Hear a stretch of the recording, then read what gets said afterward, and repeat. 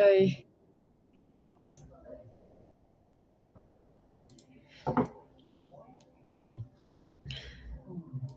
deu uma confusão aqui, já é a quarta vez que eu estou tentando compartilhar essa bosta aqui com vocês, entendeu?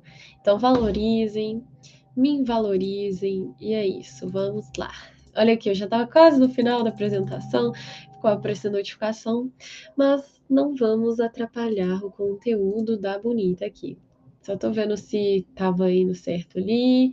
Tá certo, vamos lá.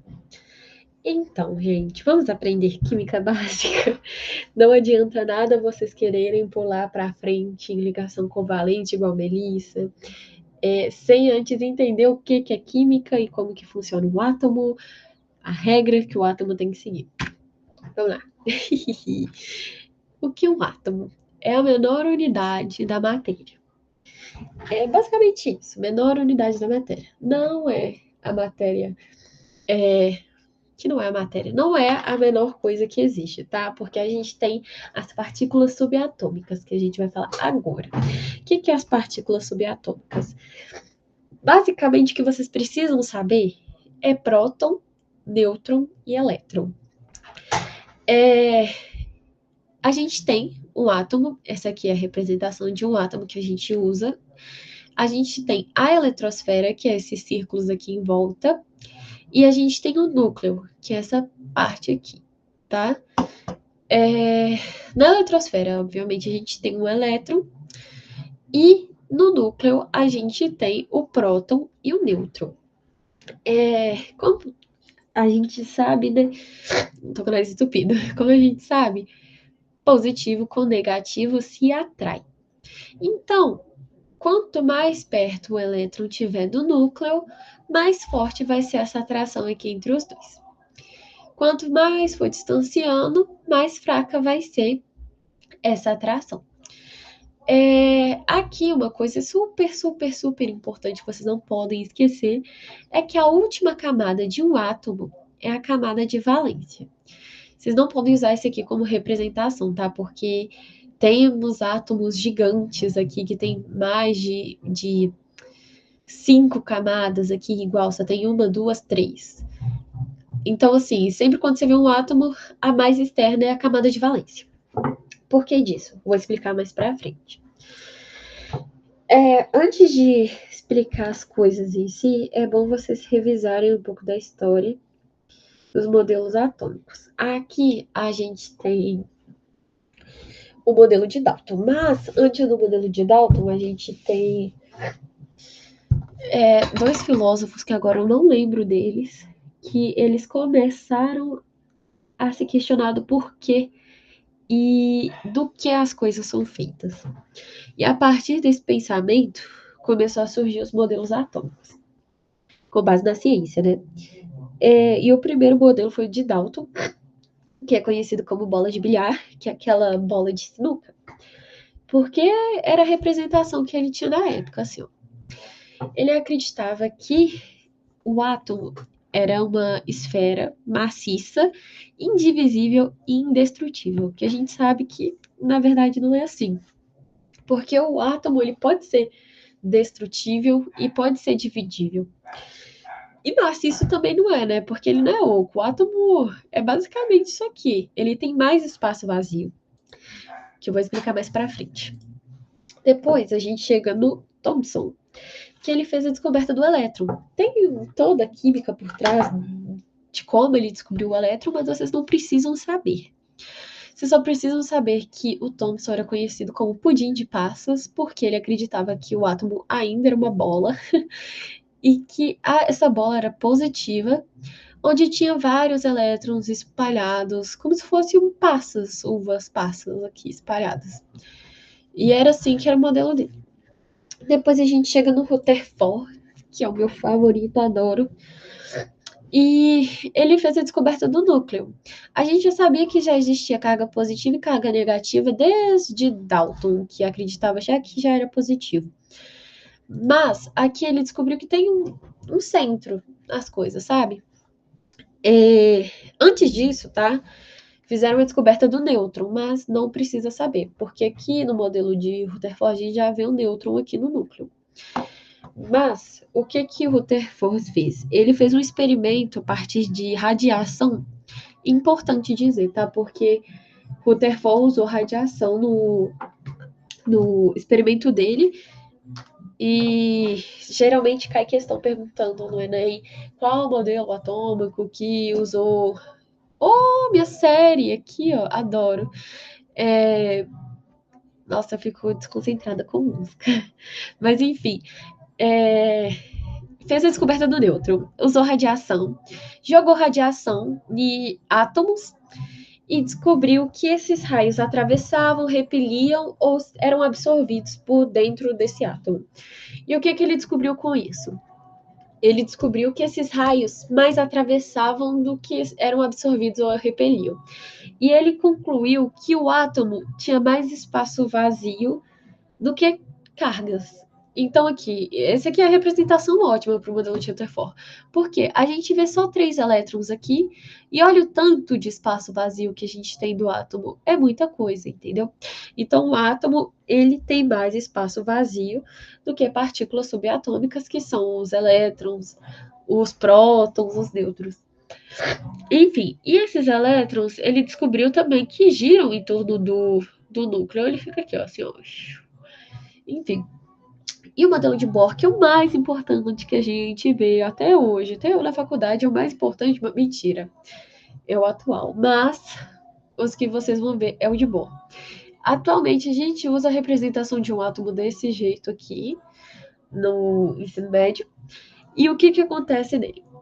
Vocês lembram da camada de valência? Vocês lembram que eu falei com você que quanto mais longe do núcleo, menor é a força entre o átomo, entre o núcleo e o elétron? Então, quando um elétron ele recebe energia, o que é energia? Pode ser calor, pode ser luz, pode ser radiação, qualquer forma de energia. Ele pula. Ele literalmente pula. Ele tá aqui, vai para cá. Ele sempre vai para o nível mais externo do que ele. Então, o que acontece? Aqui a gente tem um átomo rodando bonitinho, recebeu luz. Ele pula. Ele pula mais assim, depois volta, tá? Ele pula. Isso é importante no modelo de Bohr. Aqui, os elétrons giram em níveis de energia bem definidos. Só mudam de nível se ganharem ou perderem energia. Então, ganhou energia, vai para fora. Se voltou ao estado normal, volta para o lugar dele. Entendestes? Atualmente, o modelo mais aceito é o modelo quântico, que é o de Schrödinger. Eu não sei falar o nome dele até hoje. Que ele acredita que a eletrosfera é uma nuvem eletrônica, que é essa aqui. Por que isso é importante? Não é tão importante para o Enem, mas é importante para a gente entender como que uma ligação pode distorcer essa nuvem eletrônica. Que a gente vai ver em questão de dipolo, íon dipolo, que eu vou explicar para Melissa. Acabamos a base do átomo. Se vocês tiverem dúvida, pode me mandar no WhatsApp, que eu respondo vocês. Nós vamos para a tabela periódica. Eu só queria ver se tá gravando, velho. Está gravando. Tá gravando. Vamos entender tabela periódica. Por que a gente precisa entender a tabela periódica? Porque a partir da tabela periódica, a gente vai ver quantos elétrons tem na camada de valência. Vocês lembram que eu falei para vocês decorarem o que é uma camada de valência? Essa parte externa aqui. Mas vamos lá. Aqui a gente tem a nossa digníssima tabela periódica. Aqui a gente separa por nomes, mas, gente, sinceramente, não precisa saber, tá? A única coisa que eu peço para vocês saberem é esse último nome, que é os gases nobres. Por quê? Porque ele é o mais importante da tabela periódica junto com o hidrogênio. O hidrogênio ele tem uma química diferenciada, que depois eu explico para vocês do porquê. Mas vamos lá. Vamos ver como que é dividida a tabela periódica.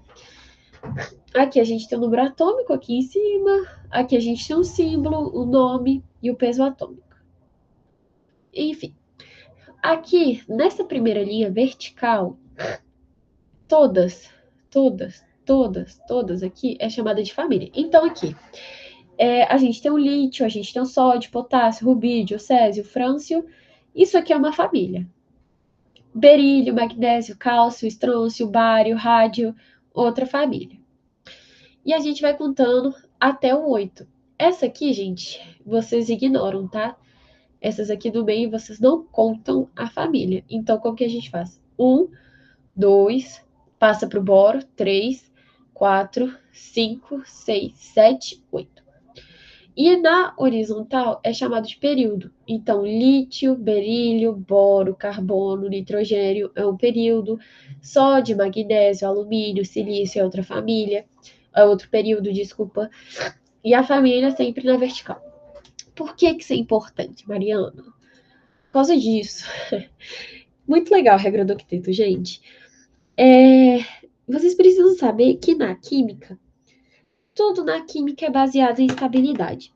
Tudo, todos os elementos, eles vivem, assim por dizer, para ser estável. Porque a maioria dos elementos da tabela periódica, ele sozinho não é estável. Então, assim, o lítio sozinho não é estável, o sódio sozinho não é estável. Por quê? Porque vocês lembram que eu falei da camada de valência para vocês? Os elementos, eles só se estabilizam com 8 elétrons na camada de valência. Só, sempre. Então, assim, o oxigênio. Quando vocês, sei lá, vão ver a composição do ar, a gente não vê o oxigênio sozinho, a gente sempre vê o O2. Por quê? Quando a gente vê o CO2, que é estável, em comparação com o CO, quem é mais estável? O CO2. Por quê? Vamos entender. Como eu disse, eles precisam ter 8 elétrons na camada de valência. E quem tem 8 camadas, tem 8 elétrons na camada de valência? O gases nobres. Por quê? A família significa quantos elétrons tem na camada de valência. Então, o hidrogênio, quantos elétrons ele tem na camada de valência? 1. O lítio, 1. O sódio, 1. O potássio, 1.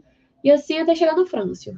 Aqui, quantos que o berílio tem? 2, porque ele está na família 2. O carbono, quantos que ele tem? Ele está na família 4, então ele tem 4 elétrons na camada de valência. O nitrogênio 5, o oxigênio 6, o flúor 7 e os gases nobres, que por isso que todo mundo fala que os gases nobres eles não querem fazer ligação com ninguém, porque eles já são estáveis, eles não precisam fazer ligação. Então o hélio é estável, o neônio é estável, o argônio é estável, eles não precisam fazer ligação com ninguém para se manterem estáveis. Então, por isso que esses elementos, eles querem fazer ligações com outros elementos. Então, o oxigênio, que aqui ele tem 6 elétrons, ele está na 6A, família 6. Então, ele precisa de outro elemento para se juntar com ele para formar o octeto. Então, ó, 1, 2, 3, 4, 5, 6, 7, 8, tá? Esses 2 elétrons aqui, eles compartilham juntos, tá? Então, eles precisam fazer ligações. E qual que é o nome dessas ligações? Ligações covalentes, entendeu? Então, não esqueça isso, pelo amor de Deus, porque vocês vão ter que lembrar isso pro resto das suas vidas. Todo elemento quer ter 8 elétrons na camada de valência. Todo, sem exceção. Então, eles precisam fazer, sem exceção, tirando o hidrogênio, tá, gente? Pelo amor de Deus, o hidrogênio não quer. Então, a gente precisa disso, fechou? E por qual que é a importância disso para a nossa distribuição eletrônica? E o que que acontece? Lembra que eu falei da camada de valência? Gente, distribuição eletrônica é uma dádiva divina, tá? Isso aqui vocês precisam decorar. Não tem como eu falar, gente, isso aqui é isso aqui, isso aqui, isso aqui. Vocês precisam decorar e precisam fazer exercício para vocês entenderem como que funciona a distribuição eletrônica. Você sempre vai olhar a família igual eu disse. Então, como que a gente vai fazer a distribuição eletrônica do lítio? Vou mostrar aqui para vocês, ó. Ai, gente, será que vai estar aparecendo isso aqui para vocês? Deixa eu ver. Ai, que bom. Aqui. Lembra que eu falei com vocês que sempre é a questão. Hoje tá certo? Sempre é a questão da família? Então, quantos elétrons tem na camada de valência do lítio? Quantos elétrons tem na camada de valência do sódio? Então, a distribuição eletrônica vai ser isso aqui. Eu acho que eu peguei um exemplo muito ruim. Esse aqui é o melhor que tem.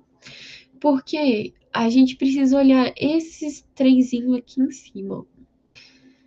Eu tenho que fazer exercício com vocês para vocês entenderem como que funciona a distribuição eletrônica melhor.